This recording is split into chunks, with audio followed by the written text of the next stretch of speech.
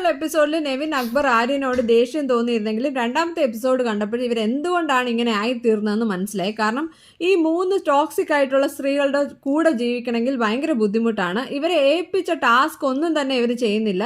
എങ്കിൽ ഈ 3 പേരും തന്നെ ആദ്യം ഉണ്ടായ ഒരു മിസ്റ്റേക്ക് അവർ തിരുത്താൻ ശ്രമിക്കുന്നുണ്ട്. രാവിലെ തന്നെ അവർ കുക്കിംഗ് തുടങ്ങി. എങ്കിൽ പാത്രം കഴുകാനോ ബാത്റൂം കഴുകാനോ ഫ്ലോർ ക്ലീനിങ്ങിനോ ഒന്നും ഈ സ്ത്രീകൾ തയ്യാറല്ല.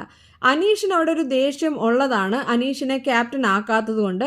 പക്ഷേ അനീഷിനെ അവിടെ വെസൽ ക്ലീനിങ്ങിൻ്റെയോ ഫ്ലോർ ക്ലീനിങ്ങിൻ്റെയോ ക്യാപ്റ്റൻ ആക്കിയിരുന്നെങ്കിൽ അനീഷ് ഇവരെ കൊണ്ട് ചെയ്യിപ്പിച്ചേനെ. പക്ഷെ അത് അവരുടെ ഒരു ബുദ്ധിമോശമാണ് ഈ ക്യാപ്റ്റൻസ് ചെയ്തത്. ഏതായാലും അനീഷ് അവിടെ യോഗം വിളിച്ചുകൂട്ടി ചർച്ച ചെയ്ത് തീരുമാനിക്കാം എന്നൊക്കെ പറയുന്നുണ്ട്. പക്ഷേ ഇതിന് മുന്നത്തെ ക്യാപ്റ്റൻസിയിൽ നമ്മൾ കണ്ടതാണ് സാബുമാൻ പറഞ്ഞത് ഏറ്റവും അലമ്പ് അനീഷായിരുന്നു. അതുകൊണ്ട് തന്നെ അനീഷിനെ അവിടെ ആർക്കും വിശ്വസിക്കാൻ പറ്റുന്നില്ല.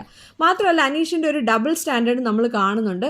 ആദ്യമൊക്കെ അനീഷ് പറഞ്ഞുകൊണ്ട് നടന്നത് ഈ ഏതെങ്കിലും ടാസ്കിൽ തോക്കുമ്പോൾ ആര്യൻ ചീറ്റ് ചെയ്ത് ജയിച്ചതാണ്, ആര്യൻ കള്ളനാണ്, ആര്യൻ കള്ളം പറയുന്നവനാണെന്നൊക്കെ ഒരുപാട് പ്രാവശ്യം അനീഷ് പറയുന്നത് നമ്മൾ കേട്ടിട്ടുണ്ട്. പക്ഷേ ഇപ്പോൾ അനീഷ് ഈ ഉത്തരം മുട്ടുമ്പോൾ എന്തെങ്കിലും പറയണമല്ലോ എന്ന് വിചാരിച്ചിട്ട് പറയുന്നത് ആര്യൻ ഒരു നല്ല വ്യക്തിത്വത്തിനുടമയായിരുന്നു എന്നാണ് ഞാൻ വിചാരിച്ചതെന്നാണ്. അപ്പോൾ അതിനെ അക്ബർ കോൾ ഔട്ട് ചെയ്യുന്നുണ്ട്. അക്ബർ അവിടെ അനീഷിനെ നന്നായിട്ടൊന്ന് കടിച്ചാലും പാമ്പ് കടിച്ചാലും ഒരേ റിയാക്ഷനാണ് അനുമോൾക്ക്. അനുമോളുടെ അടുത്ത് നന്നായിട്ട് ആര്യൻ സംസാരിക്കുമ്പോഴും ചീറിക്കൊണ്ട് എടുത്തടിച്ച പോലെ വളരെ റൂഡായിട്ടാണ് അനുമോള് തിരിച്ച് മറുപടി പറയുന്നത്.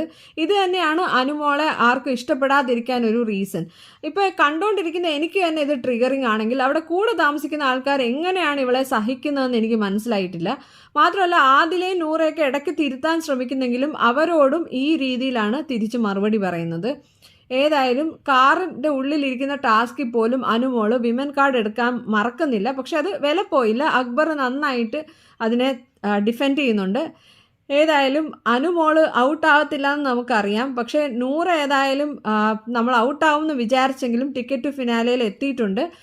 നൂറ കൺസിസ്റ്റൻ്റ് ആയിട്ട് കളിച്ചു. പക്ഷേ നൂറ അവിടെ ചെയ്തത് നൂറ അധികം ജോലി എടുത്തിട്ടില്ല, നൂറ അധികം സ്ട്രെസ് എടുത്തിട്ടില്ല, സ്ട്രെയിൻ എടുത്തിട്ടില്ല. അതുകൊണ്ട് തന്നെ നൂറയ്ക്ക് നല്ല കോൺഫിഡൻ്റ് ആയിട്ട് ടാസ്കുകളൊക്കെ ചെയ്യാൻ പറ്റി. പക്ഷേ ഈ മറ്റുള്ള അംഗങ്ങളൊക്കെ തന്നെ കുറച്ച് സ്ട്രെസ്ഡ് ആയിരുന്നു. പ്രത്യേകിച്ചും ഈ 3 ക്യാപ്റ്റന്മാർക്ക് ഒരുപാട് എനർജി ഇവിടെ ഇവരോട് ഫൈറ്റ് ചെയ്യുന്നതിൽ നഷ്ടപ്പെട്ടിട്ടുണ്ട്. അതുകൊണ്ടൊക്കെ തന്നെ ആയിരിക്കും ഇവർക്ക് കോൺഫിഡൻസ് കുറച്ച് കുറഞ്ഞു പോയത്. ഏതായാലും ആരാണ് ശരിക്കും ടിക്കറ്റ് ഫിനാലയിൽ എത്തുന്നതെന്നും ഈ ആഴ്ച ആര് ഔട്ടാവുമെന്നും നമുക്ക് നോക്കിയിരിക്കാം. നെവിൻ ഏതായാലും അനുമോളെ ടാർഗറ്റ് ചെയ്ത് തന്നെയാണ് കളിക്കുന്നതെന്ന് നെവിൻ അവിടെ സമ്മതിക്കുന്നുണ്ട്. അനുമോളുടെ ഈ വൃത്തികെട്ട സ്ട്രാറ്റജി, ആണത്തത്തിനെ പറഞ്ഞ് കളിയാക്കുന്നത്, ഷെയിം